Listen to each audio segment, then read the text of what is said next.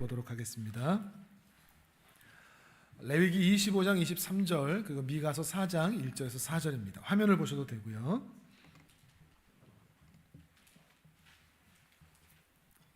레위기 25장 23절. 자, 먼저 읽겠습니다. 같이 읽습니다. 시작. 토지를 영구히 팔지 말 것은 토지는 다 내 것임이니라. 너희는 거류민이요 동거하는 자로서 나와 함께 있느니라. 아멘. 자, 미가서 4장 1절에서 4절 또 같이 읽겠습니다. 시작.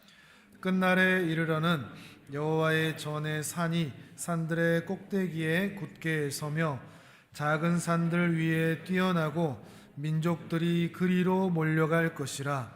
곧 많은 이방 사람들이 가며 이르기를 오라, 우리가 여호와의 산에 올라가서 야곱의 하나님의 전에 이르자. 그가 그의 도를 가지고 우리에게 가르치실 것이니라. 우리가 그의 길로 행하리라 하리니 이는 율법이 시온에서부터 나올 것이요 여호와의 말씀이 예루살렘에서부터 나올 것임이라. 그가 많은 민족들 사이의 일을 심판하시며 먼 곳 강한 이방 사람을 판결하시리니 그 칼을 쳐서 보습을 만들고 창을 쳐서 낫을 만들 것이며 이 나라와 저 나라가 다시는 칼을 들고 서로 치지 아니하며 다시는 전쟁을 연습하지 아니하고 각 사람이 자기 포도나무 아래와 자기 무화과 나무 아래에 앉을 것이라.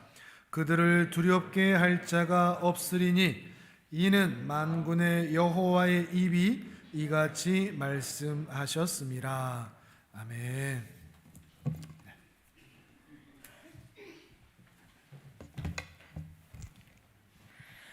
하늘 품은 교회의 성도님들 참 반갑습니다.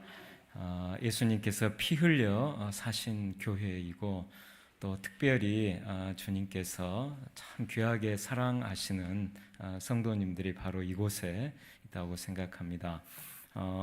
우리가 믿는 하나님은 천지를 창조하시고 온 세계를 통치하시며 역사를 주관하시는 하나님이시죠.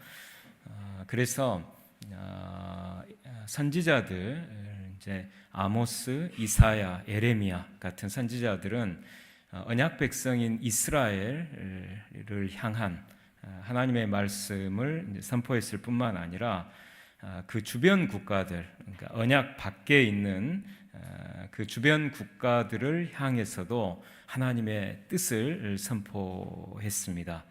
이런 광대하신 하나님의 역사 통치, 세계 통치를 우리가 생각을 하면서 오늘날 우리가 무엇을 위해 기도하고 또 힘써야 하는지 생각해 보도록 하겠습니다. 지난해, 그러니까 지금부터 몇 달 전에 미국 캠프 데이비드에서 한미일 3국 정상회담이 있었죠. 거기서 한미일 군사 동맹이 이제 공식화됐습니다. 그 전까지는 한국과 미국 사이에만 군사 동맹이었고 또 미국과 일본 사이에만 군사 동맹이었지 한국과 일본 사이에 군사 동맹 그것은 없었거든요. 근데 미국의 주도 아래 일본과 한국이 이 군사 동맹에 편입돼 가고 있습니다. 그리고 북대서양 조약기구를 나토라고 합니다. 거기는 이제 군사 동맹체고 미국이 주도합니다. 거기는 이제 유럽 국가들과 미국이 함께 러시아에 대항하는 군사 동맹체인데 거기에 이제 한국의 윤석열 대통령이 몇 차례 방문하고 그 회의에 참여하면서 이제 미국이 주도하는 이제 군사 동맹체 이쪽 동아시아뿐만 아니라 대서양까지 그렇게 한국이 이제 군사 동맹에 참여해 가고 있는 이제 이런 상황입니다. 이걸 우리가 이제 어떻게 생각해야 하는가? 현재 미국이 주도하고 있는 이제 중국을 포위하고 압박하는 그 전략을 인도 태평양 전략이라고 합니다. 인도 태평양 전략. 근데 거기서 인도는 이제 그 용어상으로는 국가 인도를 말합니다. 아주 인구 대국인 인도. 그렇지만 실질 그 내용에서는 인도 양을 가리킵니다. 그 인도는 인도 양을 가리킵니다. 그래서 인도 태평양 전략이라고 하면 인도양 태평양 전략이 되고 이건 해양 전략입니다. 해양 전략. 그런데 최근에 서울대 국제대학원 원장인 김현철 교수가 중요한 연구 결과를 이제 이야기를 했습니다. 그 핵심은 바로 그 인도 태평양 전략을 미국이 입안하고 주도한 게 아니라 일본이 그렇게 했다는 것입니다. 일본이. 그래서 일본이 지난 수십 년 동안 집요하게 인도 태평양 전략을 미국 워싱턴 정가의 역대 정권에 지속적으로 제안하고 집요하게 해서 결국 그걸 관철시켰다는 것이죠. 이제 일본은 잘 아시듯이 이제 해양 국가입니다. 해양 국가로서 그 김현철 원장에 의하면 일본의 현재 정치인들은 이제 대부분 세습 정치인입니다. 자기 할아버지 또 아버지가 정치인이고 그래서 그 무릎맡에서 정치를 배운 세습 정치인들입니다. 그런데 그들의 이제 할아버지 아버지들이 과거의 한반도에 대해서는 이제 정한론이라고 해서 한반도를 정벌하자는 이제 그것을 일제강점기 그 전부터 그걸 갖고 있다가 지금은 이제 그 입장은 아니고 이렇게 입장이 바뀌었다고 합니다. 한마디로 말하면 한반도가 전장 국가가 되고 일본은 그 후방에 기지 국가가 되는 것이 일본의 국가이익에 가장 부합한다는 것입니다. 그리고 이제 그 역사적인 교훈을 어디서 배웠냐면 1950년 한국 전쟁에서 배웠다는 겁니다. 1945년 일본이 패망한 후에 일본 경제가 주저앉아 있었는데 5년 후에 한반도에서 전쟁이 터지면서 일본이 후방의 기지국가가 되고 그래서 그때 이제 군수물자라든가 이것을 생산 공급하면서 경제적으로 도약할 수 있게 되었다는 것이죠. 그래서 그것을 지금 현재 일본 정치인들의 할아버지 아버지들이 그것을 경험했고 그것을 자기 손자 자녀들에게 가르쳤고 그래서 지금 일본 세습 정치인들의 한반도 전략의 핵심은 기지 국가론입니다. 한반도가 전쟁터가 되는 전장 국가가 되고 일본은 이제 후방의 기지 국가가 되는 것을 이제 생각하고 있다는 것이죠. 그것은 물론 한반도에서 전쟁이 터지기를 바란다 이런 것이 아니고 만약에 불가피하게 전쟁이 터져야 한다면 일본이 아니라 한반도에서 전쟁이 터져야 된다는 것입니다. 그리고 일본은 그 후방의 기지국가가 될 때 일본의 국가이익을 최대로 실현할 수 있다는 것이죠. 현재 일본이 가장 두려워하고 있는 대상은 이제 중국, 러시아 그리고 이제 북한입니다. 그래서 그 나라들을 경계하기 위해서 이제 대한민국을 최전방에 이제 포진시킨 것이 한미일 이제 군사 동맹의 요체가 되는 것이죠. 그래서 이제 이런 상황에서 이제 우리는 이제 북한의 핵미사일을 염려해야 할 뿐만 아니라 중국과 러시아의 핵 미사일도 염려해야 되는 위험한 상황으로 지금 가고 있는 것입니다. 그래서 다른 어느 때보다도 이 한반도 평화를 위해서 우리가 간절히 기도해야 할 때가 된 것이죠. 더구나 바로 이제 어제 오늘 대만 선거에서 반중 성향의 후보가 이제 총통에 당선이 됐죠. 그래서 중국과 대만 사이에 군사적 긴장이 고조될 것이 이제 명확하게 되어가고 있습니다. 그래서 만에 하나 그럴 일이 없어야 되지만 만에 하나 이제 중국 그러니까 대만이 독립을 추구하고 중국이 그걸 군사력으로 제압하려고 전쟁을 일으킬 경우에 한반도의 주한미군이 중국과 대만 사이의 전쟁에 개입하게 될 수 있고, 그럴 때 이제 중국이 이제 대한민국의 주한미군 기지를 대상으로 군사적 실력 행사를 이제 직접 할 가능성은 낮고, 북한을 이제 뒤에서 조종해서 간접적으로 주한미군이 대만으로 출병하지 못하도록 그렇게 할 가능성도 있는 것이 현실입니다. 그러니까 위험해지고 있는 것이죠. 지금 상황이. 이런 상황에서 오늘 이제 말씀의 이제 제목은 이제 희년 평화입니다. 희년 평화의 대전제가 되는 가장 중요한 말씀이 우리가 읽은 레위기 25장 그 23절의 말씀입니다. 토지를 영구히 팔지 말 것은 토지는 다 내 것임이라. 이 말씀은 지금 하나님이 하고 계시거든요. 그래서 이 핵심은 토지는 다 하나님의 것이다. 온 세계는 다 하나님의 것이다. 이제 이런 선언입니다. 그리고 너희는 거류민이요 동거하는 자로서 나와 함께 있느니라. 거류민, 동거하는 자, 이건 한마디로 나그네라는 뜻입니다. 이스라엘 너희는 나그네로서 나와 함께 있다. 그러니까 사람은 결코 땅을 소유할 수 없고 오직 나그네로서 하나님의 땅을 빌려 쓰는 존재일 뿐이다.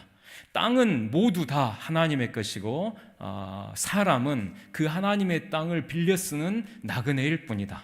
이것이 이제 레위기 25장 23절의 중요한 가르침이고, 바로 이 말씀의 기초에서 희년법이 선포가 됩니다. 그런데 이것은 단순히 이스라엘 땅만 아니라 온 세계 모든 땅이 다 하나님의 것이라는 것이고, 온 세계의 모든 인류가 다 하나님의 땅을 빌려 쓰는 나그네일 뿐이다는 그런 깊은 의미를 이제 담고 있는 것이죠. 현재 한반도를 비롯한 동아시아는 대륙 세력과 해양 세력이 충돌하고 있습니다. 중국과 러시아는 대륙 세력이고 미국과 일본은 해양 세력입니다.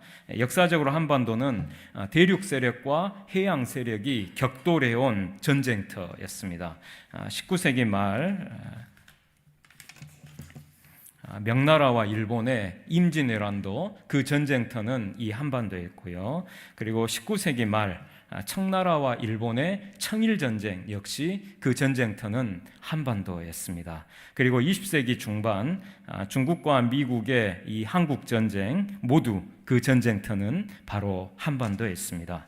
이 전쟁들은 모두 다 이 한반도를 황폐하게 만들었고 우리 결의에 인명과 재산에 극심한 피해를 입혔습니다.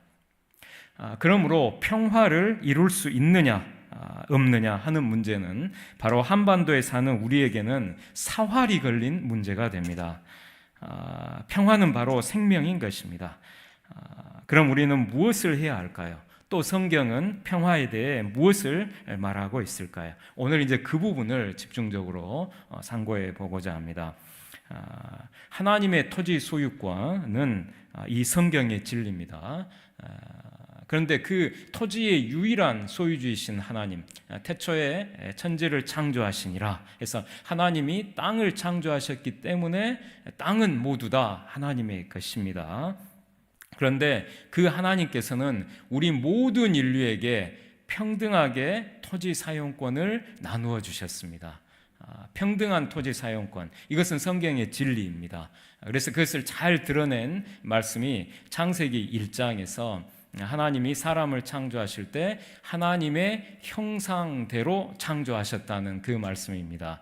이 하나님의 형상이란 그 당시 이스라엘 주변 그 고대 근동 국가들에서 는 왕을 뜻하는 단어였어요. 신의 형상이란 왕을 뜻하는 단어였습니다. 따라서 하나님이 하나님의 형상대로 사람을 창조하셨다는 말씀은 하나님이 모든 사람을 왕처럼 고귀한 존재로 창조하셨다는 뜻입니다.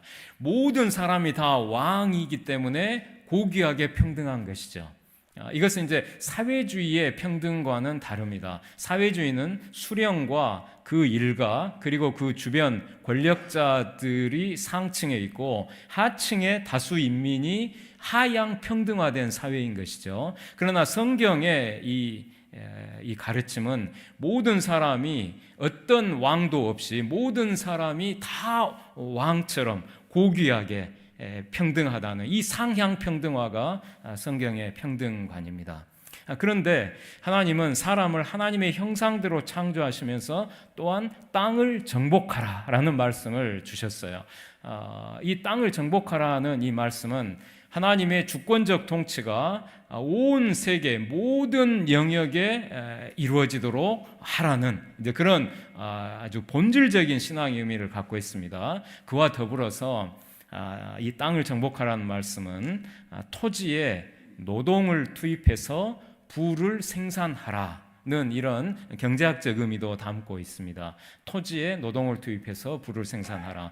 그런데 이 말씀은 한 사람도 소외됨이 없이 모든 인류에게 그리고 모든 인류가 다 하나님의 형상으로 평등하게 창조됐기 때문에 평등하게 토지 사용권을 모든 인류에게 주셨다는 그런 뜻을 담고 있는 것입니다.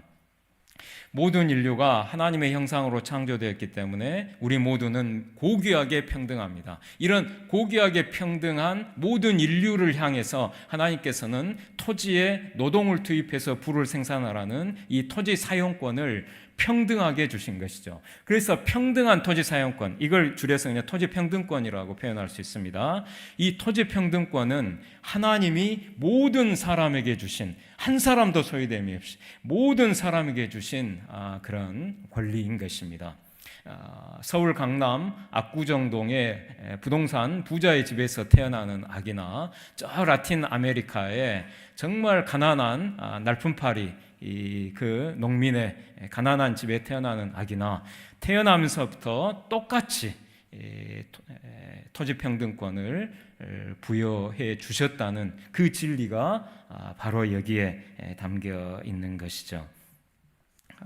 그래서 하나님의 토지 소유권과 만민의 토지 평등권은 성경의 진리입니다. 그런데 이 진리는 평화 신학의 기초가 됩니다. 평화 신학.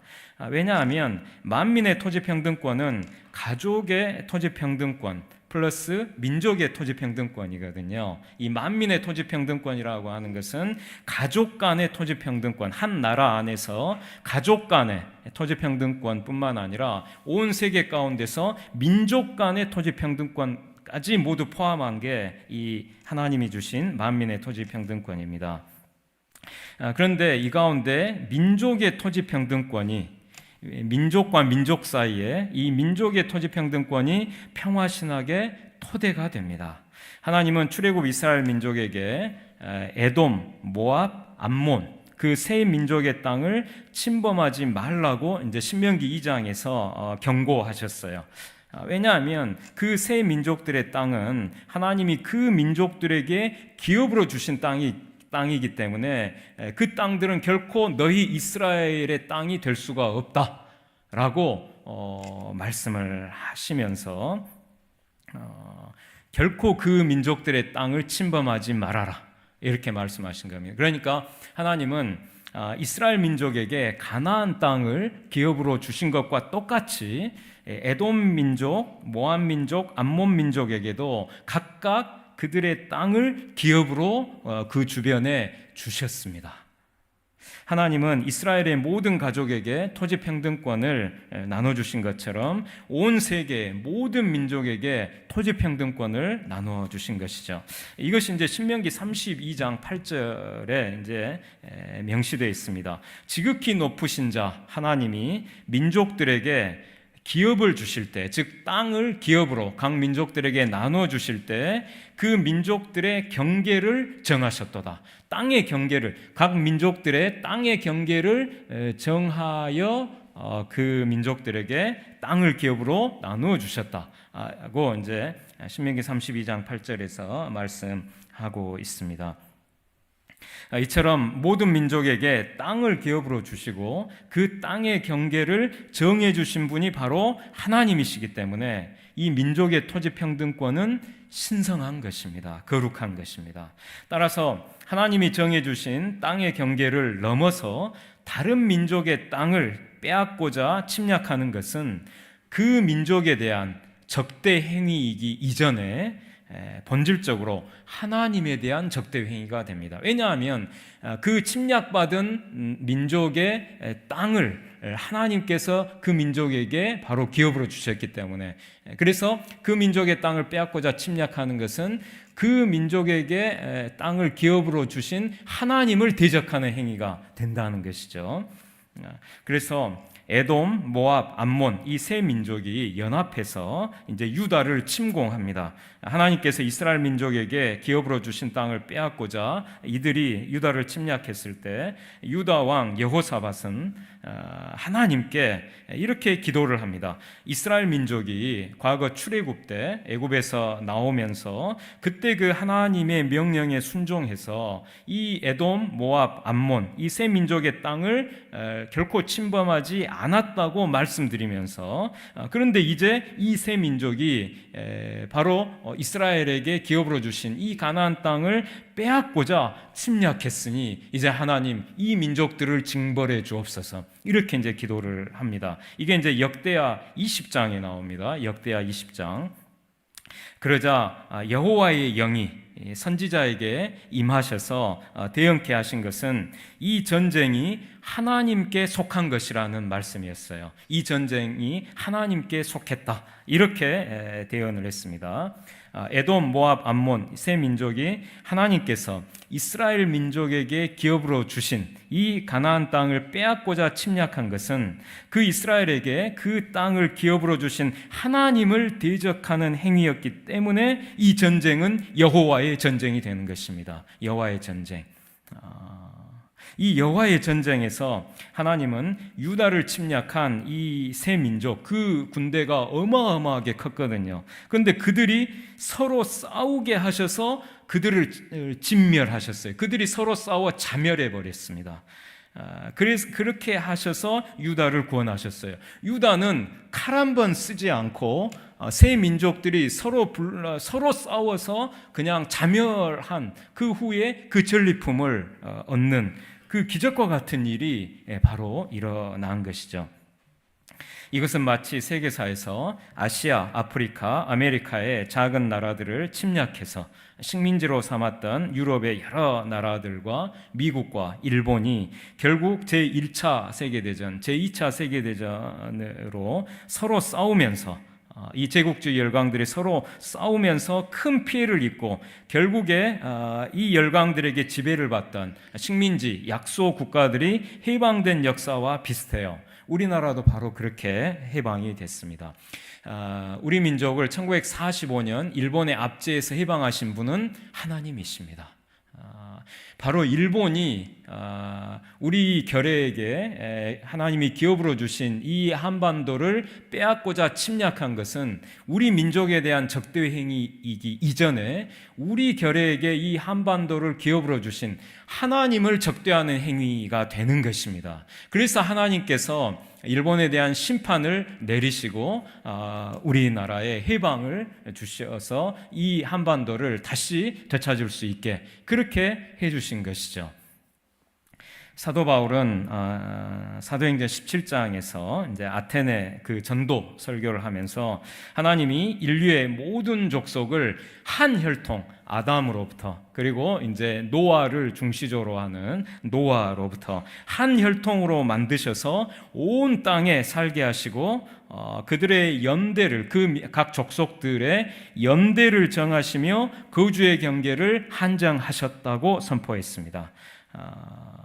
그래서 하나님께서 한 혈통으로 모든 족속을 창조하셨기 때문에 인류는 한 가족입니다. 한 가족이에요. 그래서 인류의 모든 족속은 인류 대가족의 개개 구성원입니다. 그런 점에서 우리는 일본에 대해서 또 중국에 대해서 우리 이제 북한 동포들은 말할 것도 없고요. 온 세계 모든 인류를 향해서 한 가족이라고 하는 이런 의식을 가져야 됩니다. 하나님이 인류의 모든 족속을 온 땅에 살게 하시고 그 족속, 그 민족들의 연대를 정하시며 거주의 경계를 한정하신 것은 마치 이스라엘 민족의 모든 가족을 이스라엘 나라의 온 땅에 살게 하시고 그 가족들의 연대를 정하시며 거주의 경계를 한정하신 것과 같습니다. 그런데 이스라엘 민족 가운데 하나님의 말씀에 불순종해서 그 결과 하나님의 심판을 받아 그 대가 끊어지는 가족들이 있는 것처럼 인류 가운데서도 하나님의 말씀에 불순종해서 끊어져 사라지는 민족들이 있죠. 이것이 바로 그 민족들의 연대를 정하셨다, 이 뜻이 됩니다. 여기서 우리는 민족의 토지 평등권과 관련해 이제 두 가지 사실을 알 수가 있어요. 두 가지. 첫째는 하나님이 인류의 모든 민족을 온 땅에 살게 하시면서 거주의 경계를 한정하심으로써 모든 민족에게 토지 평등권을 주셨다는 것입니다. 민족과 민족들 사이에 토지 평등권을 주셨어요. 둘째는 인류의 모든 민족 가운데 하나님의 뜻에 불순종하고 반역하는 민족은 하나님의 심판을 받고 끊어져 사라질 수 있으므로 모든 민족이 하나님께 받은 토지 평등권은 절대적인 토지 소유권이 아니라 제한적인 토지 사용권일 뿐이라는 사실입니다.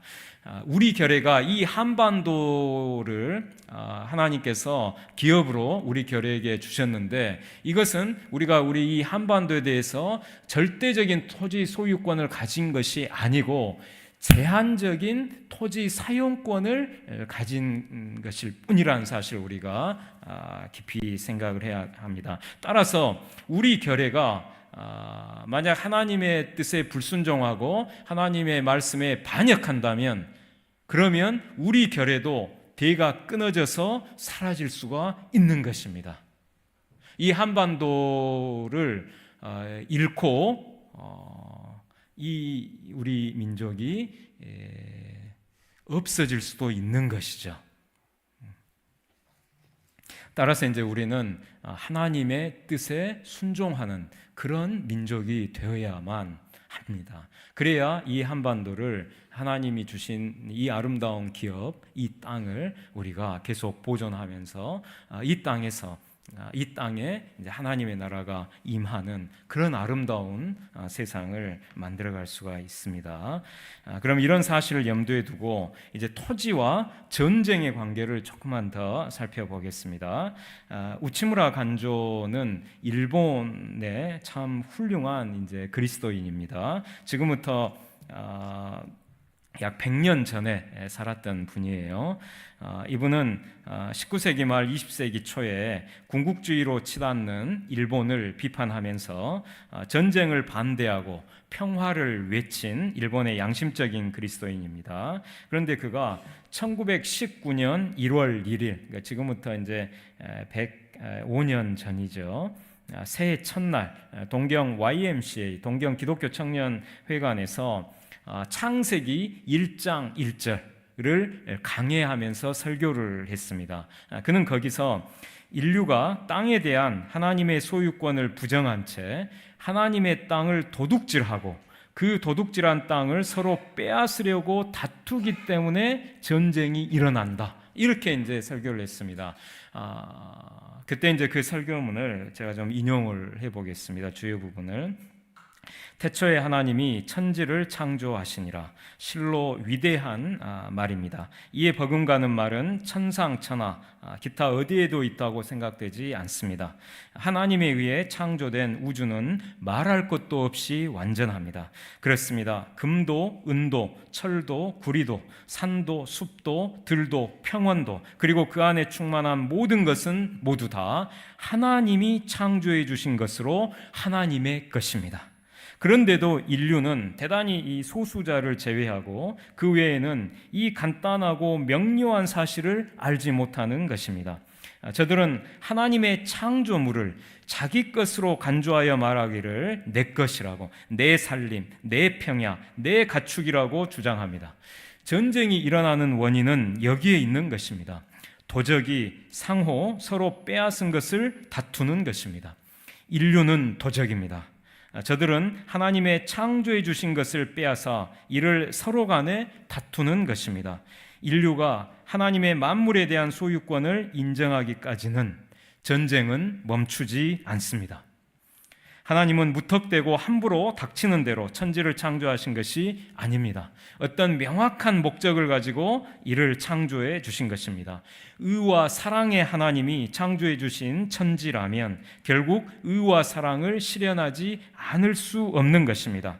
하나님의 창조가 실패로 끝날 턱이 없습니다. 하나님이 영구히 이를 악인의 남용에 맡긴다는 것은 아무래도 생각할 수 없습니다. 마지막에 이 악인은 일본 군국주의를 지칭하는 것이죠. 그래서 하나님이 창조해 주신 이 땅을 이 일본 군국주의자들의 그 남용에 맡긴다는 것은 아무래도 생각할 수 없습니다. 이렇게 이제 설교를 한 것입니다. 이건 정말 위대한 설교고, 이런 설교를 이제 한국교회 강단에서 우리가 이제 이게 선포돼야 됩니다. 이와 같은 우치무라 간조의 평화신학을 이렇게 요약할 수 있어요. 태초에 하나님이 땅을 창조하셨으니 땅은 모두 하나님의 것입니다.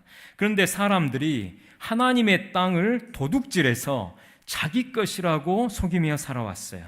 이것이 바로 타락한 인류의 역사입니다. 인류는 하나님의 땅을 훔친 도적입니다. 전쟁이 일어나는 원인은 땅에 대한 하나님의 소유권을 부정하고 도적들이 서로 도둑질한 땅을 빼앗고자 다투기 때문에 전쟁이 일어나는 것입니다. 인류가 땅에 대한 하나님의 소유권을 인정하기 전까지는 전쟁이 멈추지 않을 것입니다. 이런 도적들을 하나님은 심판하심으로써 하나님은 자신이 땅의 유일한 소유주이심을 선포하시고 평화를 창조하실 것입니다. 그래서 오늘 우리가 읽은 미가서 4장의 말씀이 바로 이런 뜻을 이제 담고 있습니다. 미가서 4장 1절과 2절 제가 이제 한 번 더 읽겠습니다. 끝날, 마지막 날, 말일, 끝날에 이르러는 여호와의 성전, 성전의 산이 산들의 꼭대기에 굳게 서며 작은 산들 위에 뛰어나고 민족들이 그리로 몰려갈 것이라. 곧 많은 이방 사람들이 가며 이르기를 오라 우리가 여호와의 산에 올라가서 야곱의 하나님의 전에 이르자. 그가 그의 도를 가지고 우리에게 가르치실 것이니라. 우리가 그의 길로 행하리라 하리니 이는 율법이 시온에서부터 나올 것이요 여호와의 말씀이 예루살렘에서부터 나올 것임이라.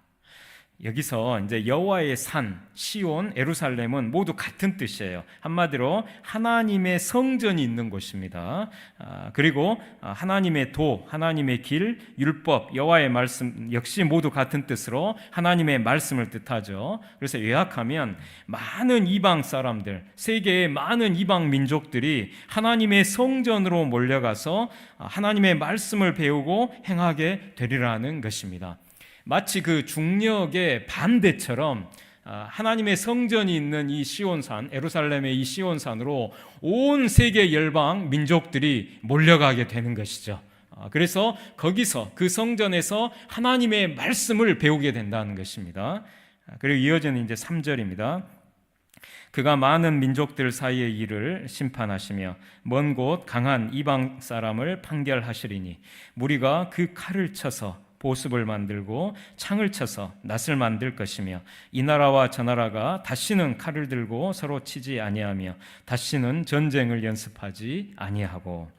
그래서 이제 하나님이 많은 민족들 사이의 일을 이제 재판하시며 먼 곳까지 강한 이방 민족들을 정의롭게 이제 심판을 하시리니 그때 무리가 그 칼을 쳐서 보습을 만들고 창을 쳐서 낫을 만들 것이며, 그러니까 이 보습과 낫은 농기구죠. 평화의 농기구를 만들 것이라는 겁니다. 그리고 이 나라와 저 나라가 다시는 칼을 들고 서로 치지 아니하며, 그러니까 전쟁이 끝난다는 것이죠. 다시는 전쟁을 연습하지 아니할 것이다. 그러니까 전쟁 연습도 사라지게 된다는 것입니다. 여기서 이제 우리 한반도에서는 해마다 많은 그 군사 훈련이 전쟁 연습으로 이루어지고 있습니다. 최근에 이제 한미일 군사 동맹에 의해서 해양에서 한미일 세 나라 함대가 연합 군사 훈련을 했죠. 또 몇 달 전에는 중국과 러시아가 그 전투기들이 연합 군사 훈련을 했습니다. 이런 이제 군사 훈련들까지도 모두 사라지게 된다는 것입니다. 여기서 무리가 그 칼을 쳐서 보습을 만들고 창을 쳐서 낫을 만들 것이라는 이 말씀의 본 뜻은 민족들이 하나님의 성전에서 하나님의 말씀을 배운 결과 더 이상 칼과 창으로 다른 민족을 침략하거나 위협해서 약탈하지 않고 이제 앞으로는 자기 민족의 그 기업인 땅에서 보습과 낫으로 스스로 열심히 땀 흘려 농사지어 생계를 유지하게 되리라, 이런 뜻이죠. 그럼 이처럼 민족들의 전쟁 약탈 경제를 농업 근로 경제로 바꾼 이 하나님의 말씀은 무엇일까요? 바로 희년의 말씀입니다. 구약 성경에서 희년 경제는 모든 사람이 자기 가족의 기업인 땅에서 스스로 열심히 땀 흘려 농사지어 생계를 유지하는 농업 근로 경제입니다. 희년은 이제 복희자 해년자를 써서 복된 해라는 뜻이고요. 구약 이스라엘 달력에서는 제50년을 희년이라고 합니다. 그래서 제50년 희년이 오면 가난 때문에 땅을 잃었던 사람들이 그 땅을 되찾습니다. 그리고 또 가난 때문에 자유를 잃고 몸이 팔려서 부잣집에 머슴으로 들어갔던 사람들이 그 머슴살이에서 해방이 됩니다. 토지와 자유를 되찾는 해가 바로 희년입니다. 그래서 이 희년 경제는 모든 사람이 이제 그 머슴살에서 해방돼서 자기 고향 가족에게 돌아와 하나님이 그 각 가족들에게 주신 그 땅을 되찾고, 그래서 자기 땅에서 자기 땅에서 자기 스스로 일을 해서 생계를 유지하는 이런 농업 근로 경제인데, 이 가족 단위의 희년 경제가 이제 민족 단위로 이렇게 확대되면 방금 읽은 미가서 말씀과 같이 각 민족의 농업 근로 경제가 되는 것입니다. 그러니까 각 가족의 농업 근로 경제가 이제는 확대돼서 각 민족의 농업 근로 경제가 된다는 것이죠. 그래서 각 민족의 이 농업 근로 경제를 상징하는 말씀이 보습과 낫입니다. 칼과 창을 쳐서 보습과 낫을 만들게 될 것이라는 그런 말씀이 되죠. 물론 그 희년 농업 근로 경제를 오늘날에 적용하면 그것은 친환경 농업에만 국한되지 않아요. 그 본뜻대로 사람과 땅을 비롯한 모든 피조 생명을 살리면서 땀을 흘린 만큼 그 대가를 정직하게 받는 모든 건강한 산업을 다 포함합니다. 그러니까 친환경 농업에만 국한되는 것이 아니라 모든 건강한 산업들을 다 포함하는 것이 바로 이 희년 경제의 의미가 됩니다. 그리고 이 나라와 저 나라가 다시는 칼을 들고 서로 치지 아니하며 다시는 전쟁을 연습하지 아니하고, 이 말씀은 이제 각 나라가 전쟁을 그치고 전쟁 연습도 그칠 것이라는 뜻입니다. 칼과 창 같은 이런 전쟁 무기가 사라지는 데 이어서 전쟁도 사라지고 전쟁 연습도 사라지게 될 것이라는 말씀이죠. 바로 1절에서 이 3절까지 미가서 4장의 이 말씀은 끝날에, 마지막 날에, 이 말일에, 이 날은 예수님의 초림부터 재림까지 그 사이에 이 기간을 이 마지막 날이라고 합니다. 성경에서는. 그러니까 예수님이 재림하실 때만을 마지막 날, 말일이라고 하지 않고 예수님의 초림부터 성육신 하셔서 이 땅에 오셔서 십자가에 못 박혀 죽으시고 부활하신 그때부터 예수님이 이제 마지막 다시 오실 그때까지 이 전 기간을 말일, 마지막 날이라고 하거든요. 근데 그 날에, 끝날에 민족들이 하나님의 성전에 몰려가서 하나님의 말씀을 배움으로써 전쟁 무기, 또 사라지고 전쟁도 사라지고 전쟁 연습도 모두 사라질 것이라는 말씀입니다. 그런데 이와 거의 똑같은 말씀이 이사야 2장에도 나와요. 미가서 4장의 이 말씀이 이사야 2장에도 나옵니다. 하나님이 같은 시대를 살았던 이 두 명의 선지자 미가와 이사야, 이 두 명의 선지자에게 거의 똑같은 말씀을 주셨다는 사실은 이 말씀이 그만큼 이제 중요하다는 것을 뜻합니다. 그리고 아까 이제 미가서 4장 4절 말씀입니다. 각 사람이 자기 포도나무 아래와 자기 무화과 나무 아래에 앉을 것이라. 그들을 두렵게 할 자가 없으리니 이는 만군의 여호와의 입이 이같이 말씀하셨습니다. 여기서 각 사람이 자기 포도나무 아래, 자기 무화과 나무 아래에 앉을 것이라. 이 말씀은 굉장히 깊은 의미를 담고 있는 말씀인데, 한마디로 말하면 희년 세상을 구약 성서의 언어로 아름답게 노래한 문학적 표현이에요. 이것은 모든 사람이 각각 그 자기 기업인 땅을 갖고 있는 걸 전제합니다. 그래서 자기 기업인 땅에 포도나무와 무화과 나무를 심고 그 열매를 다른 어떤 강자들에게도 강한 자들에게 빼앗기지 않고 그 열매를 모두 누리며 살아가게 될 것이라는 뜻이에요. 이런 세계는 바로 모든 사람이 다른 어느 누구에게도 종속되지 않고 예속되지 않고 자기 가족의 기업인 땅에서 스스로 일하며 평화롭게 살아가는 희년 세상을 가리킵니다.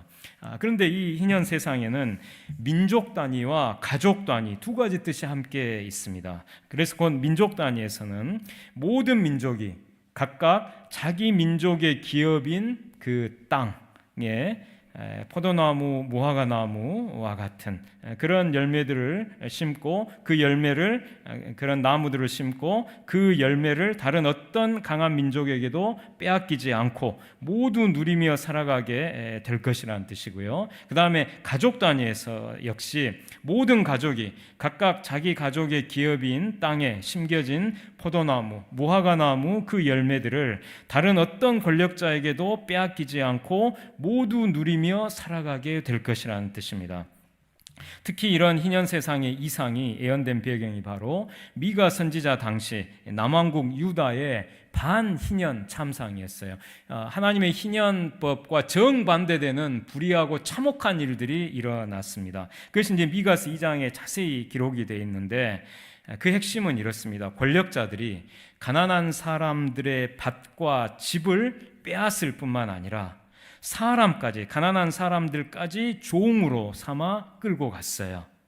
하나님의 희년법에 의하면 절대 히브리 사람은 종으로, 노예로 부릴 수 없습니다. 그리고 이스라엘 사람들의 땅과 집은 반드시 제50년 희년이 되면 다시 돌려줘야 되고요. 그리고 그 밭과 집을 빚을 주면서 저당물로 잡아 만약 빚을 못 갚으면 이 저당물인 밭과 집을 빼앗는 그런 일들을 이 당시 권력자들이 자행했는데 이것도 하나님의 율법에 의하면 금지됩니다. 집과 밭 역시 저당물로 빼앗을 수가 없는 거예요. 이런 반희년의 불의한 유다 사회에서 미가 선지자는 희년의 비전을 이 국내적인 차원뿐만 아니라 국제적인 차원으로까지 지금 확장을 해서 나라 안에 이 가난한 사람들과 세계 안에 이 약소 민족들이 모두 땅과 집과 자유를 되찾아 각 사람이 자기 포도나무 아래, 자기 무화과 나무 아래에 앉을 희년 세상을 예언한 것입니다. 그래서 나라 안에 가난한 사람들이 땅과 집과 자유를 되찾고 또 세계 안에 이 약소 민족들이 역시 땅과 집과 자유를 되찾아서 모든 사람이 자기 포도나무 아래, 자기 무화과 나무 아래에 앉을 이 희년 세상을 미가 선지자가 예언했다는 것입니다. 그래서 하나님이 선지자를 통해 주신 평화의 비전은 한마디로 희년 평화, 희년 평화라고 요약할 수 있는 것입니다. 희년 평화. 그런데 이사야와 미가는 모두 여호와의 전, 곧 성전이 이 희년 평화의 중심이 될 것이라고 예언을 했죠. 세계 모든 민족들이 이 하나님의 성전에 몰려와서 이 성전에서 하나님의 말씀을 배움으로써 희년 평화를 이루게 될 것이라는 것이죠. 그럼 성전은 오늘날 무엇입니까? 누구입니까? 첫째, 성전은 바로 예수 그리스도시죠. 요한복음 2장에서 예수님은 성전된 자기 육체를 가리켜 말씀하신 것이라 이렇게 말씀하셨죠. 그러니까 십자가에 달려 죽으시고 사흘 만에 부활하신 예수님의 몸이 바로 성전이죠. 민족들은 바로 이 성전이신 부활 예수 그리스도께 몰려가서 희년의 말씀을 가르침 받고 이제 전쟁 무기를 없애고 전쟁과 전쟁 연습을 그치면서 모든 가족과 모든 민족이 자기 기업인 땅에서 열심히 땀 흘려 일하고 그 노력의 대가를 다른 어떤 강한 자들에게도 빼앗기지 않고 모두 누리는 이 희년 평화의 세계를 바로 예수님으로부터 그렇게 이루게 될 것이라는 것입니다. 또 오늘날 성전은 누굽니까? 바로 그리스도인이죠. 우리 한 사람 한 사람이 성전이죠. 고린도전서 6장에서 너희 몸은 너희가 하나님께로부터 받은 바 너희 가운데 계신 성령의 전이라고 했습니다. 성령의 전, 성전이 바로 우리 한 사람 한 사람의 몸입니다. 또 성전은 오늘날 교회입니다. 교회. 고린도후서 6장에서 우리는 살아계신 하나님의 성전이라. 우리 교회는 살아계신 하나님의 성전이라. 따라서 오늘날 이 성전인 우리 그리스도인, 우리 한 사람 한 사람과 또 우리의 교회는 성전이신 예수 그리스도처럼 희년 평화의 중심입니다. 예수님이 희년 평화를 실현하시는 그 중심이신 것처럼 우리 그리스도인과 교회가 희년 평화의 중심이라는 것입니다. 그래서 성전인 우리 그리스도인과 교회는 온 열방에 하나님의 말씀을 가르쳐서, 특별히 희년의 말씀을 가르쳐서 희년 평화를 온 세계에 이룰 수 있도록 해야 할 사명이 있는 것입니다. 아까 그 미가서 말씀에서 모든 세계 열방 민족들이 하나님의 성전으로 몰려와서 하나님의 말씀을 배운다고 했죠. 따라서 이 민족들에게 이 하나님의 말씀, 희년의 말씀을 가르쳐야 할 주체는 바로 성전인데, 성전은 오늘날 우리 그리스도인과 교회라는 것이에요. 그래서 우리는 성전이신 예수님의 뜻을 받들어서 우리가 역시 성전으로서 온 세계 열방을 향해서 희년 평화의 말씀을 가르치고, 그래서 온 세계 열방이 땅은 모두 다, 온 세계는 모두 다 하나님의 것임을 겸손히 인정하고, 그래서 각 민족들은 아무리 그 힘이 센 강대한 민족이라 하더라도 하나님의 땅을 빌려 쓰는 나그네에 불과할 뿐이라는 이 진리를 명심하고, 결코 약소민족들의 땅을 침략해서 전쟁을 일으키는 그런 일을 하지 못하도록 그렇게 우리 교회가, 우리 그리스도인이 그 역할을 해야 하는 것입니다. 그럼 이 미가서 4장에 담긴 이 희년 평화의 대원칙은 무엇입니까? 그건 두 가지로 말씀드릴 수 있습니다. 하나는 반전 평화입니다. 전쟁을 막는, 전쟁을 반대하고 이루는 평화, 반전 평화. 아까 전쟁 무기를 없애고 전쟁도 그치고 전쟁 연습도 사라진다고 했죠. 그래서 이 반전 평화. 두 번째는 공의 평화입니다. 희년의 정의를 실현하는 공의 평화입니다. 그럼 이 두 가지 원칙의 실현을 위해 우리는 무엇을 해야 할까요? 첫째, 우리는 모두 화평케 하는 자, 피스메이커로서 부르심을 받았습니다. 산상수훈 8복에서 하나님은 화평케 하는 자는 복이 있나니 그들이 하나님의 아들이라 일컬음을 받을 것이며, 이렇게 말씀하셨죠. 그래서 우리는 모두 이제 하나님의 자녀답게 화평케 하는 자, 이 평화를 만드는 자로서 국제관계에서 이 반전 평화를 위해 노력해야 합니다. 전쟁을 막고 평화를 이루기 위해 노력해야 합니다. 그래서 한반도에서 더 이상 전쟁이 일어나지 못하도록 날이 갈수록 이 군비 경쟁과 갈등이 아주 심해지고 있는 이 한미일, 북중러, 그러니까 한국, 미국, 일본 한편에 있고 지금 북한, 중국, 러시아가 한편에 있는 이 6개국 사이에 군축협정과 평화협정이 체결되고 한반도와 동아시아에 항구적인 평화체제가 수립되는데 한국 정부가 적극적으로 앞장설 수 있도록 우리 그리스도인과 교회가 노력을 해야 합니다. 안중근 의사가 그 당시 중국의 그 리순, 여순이라고 합니다. 그 리순항이 국제 분쟁 지역이었어요. 러시아와 일본이 그 리순을 갖기 위해서 레일 전쟁을 거기서 아주 심한 그 전쟁터가 거기가 됐었죠. 근데 그 리순을 국제 분쟁 지역이었던 리순을 역발상으로 동양 평화의 거점으로 제안을 하셨었거든요. 그러니까 가장 그 동아시아의 각 나라들의 충돌이 아주 집중된 곳이 리순이었는데 안중근 의사는 그 동양평화론이란 그 미완성 유고 그 책에서 이 리순을 역발상으로 분쟁의 가장 그 격전지였던 리순을 동양평화의 거점으로 제안을 하셨거든요. 이처럼 우리 역시 세계적 분쟁 지역의 상징이 한반도 비무장지대입니다. DMZ. 이 비무장지대를 한반도 비무장지대를 동아시아 평화와 세계 평화의 중심지로 우리가 만들어낼 수 있으면 좋겠습니다. 이 DMZ에서 이 한미일, 북중러 이 6개국 정상들이 모두 모여서 DMZ에서 군비를 축소하고 평화체제를 만들어내는 그 평화협정을 체결하면 좋겠습니다. 철책으로 이렇게 총뿌리를 겨누고 있는 바로 그 DMZ에서 거기서 이 동아시아와 세계 평화의 어떤 기점을 만들어내면 좋겠다는 것입니다. 또 한반도와 동아시아와 전 세계에서 핵무기와 생화학 무기와 지뢰 같은 이런 전쟁 무기가 폐기되고 전쟁 무기가 다 폐기되고 전쟁 연습이 중단될 수 있도록 우리가 민간 차원에서도 노력해야 합니다. 그리고 한반도, 동아시아, 전 세계에 항구적인 평화체제가 수립될 수 있도록 이 주요 국가들의 교회 또 시민사회들과 협력하기 위해 노력해야 합니다.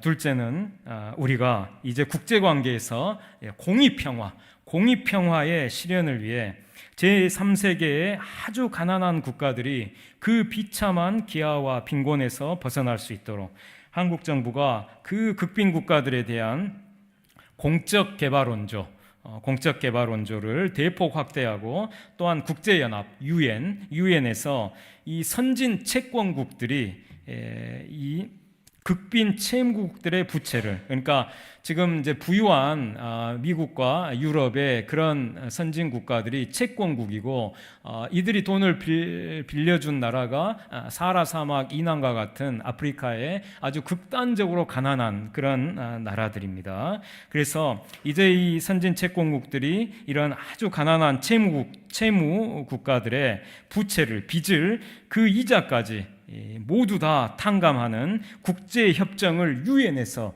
체결하는데 한국 정부가 적극적으로 기여할 수 있도록 노력해야 합니다.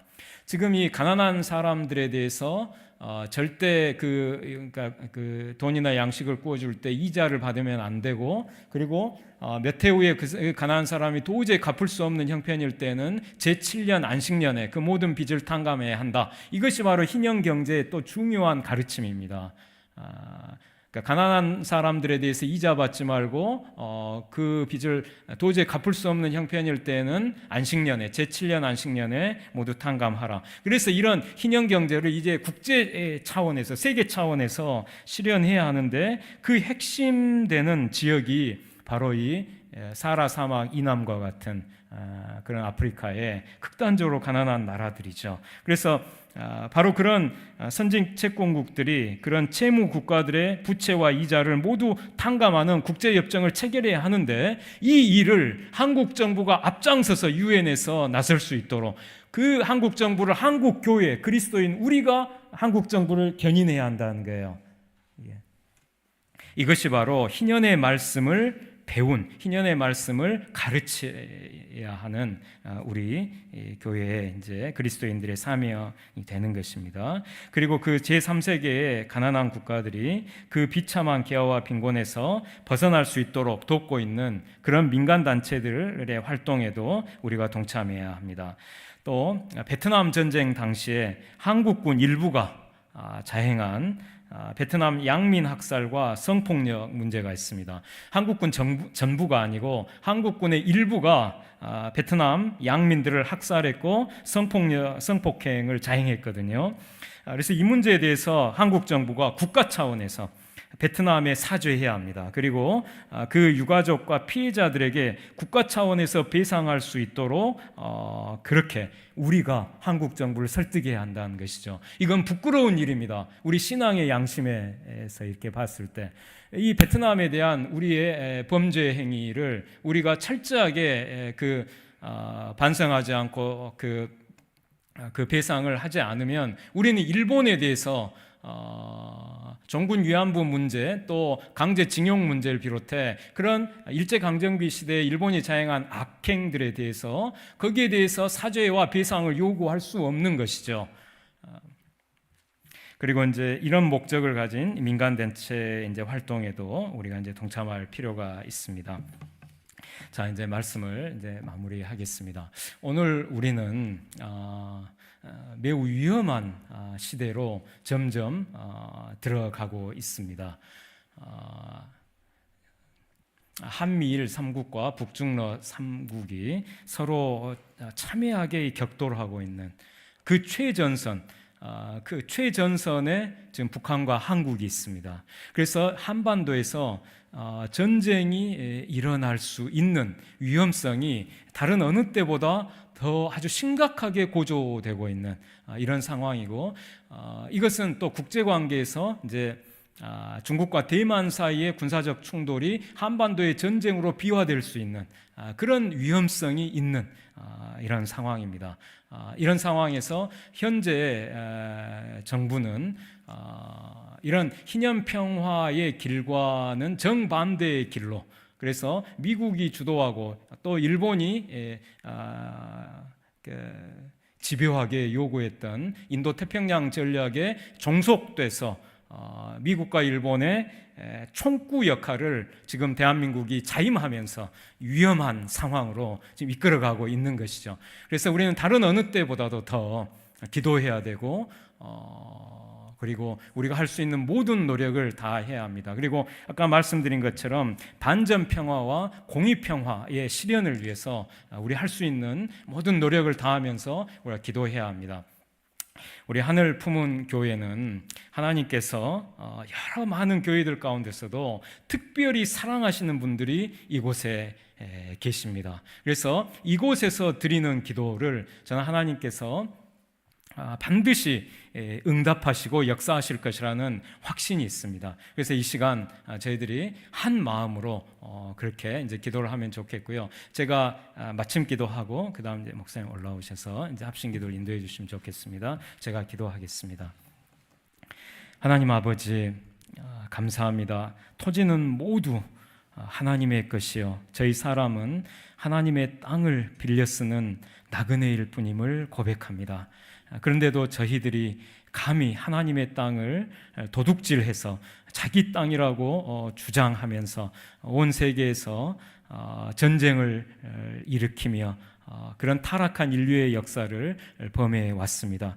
주님, 저희 인류의 이 타락한 역사를 용서해 주시옵소서. 그리고 저희들이 모든 땅은 다 하나님의 것이며 모든 가족과 모든 민족이 하나님께 평등하게 토지 사용권을 받았다는 이 성경의 진리를 깊이 명심하고 온 세계에서 더 이상 전쟁을 통해 약소민족을 약탈하는 그러한 일을 이제 중단하게 해주시고 모든 약소민족들과 강대한 민족들이 함께 더불어서 평화롭게 살아가는 희년평화의 세상을 열어주시옵소서. 이 일을 위해서 한국 교회와 한국 그리스도인들을 사용해 주시옵소서. 저희들이 깨어서 희년의 말씀을 깊이 명심하고 희년 평화를 이 한반도와 동아시아와 온 세계에 실현하는 그 일에 저희들이 수종들 수 있게 해주시옵소서. 그리스도의 세계 통치, 그 희년 통치에 저희들이 겸손히 수종들며 그래서 저희들을 통해 화평케 하는 자, 평화를 만드는 자로서의 저희의 사명을 저희들이 감당케 해주시고 이 일을 통해서 온 세계 인류가 복을 받게 해 주시옵소서. 존귀하신 예수님의 이름 받들어 기도하옵나이다.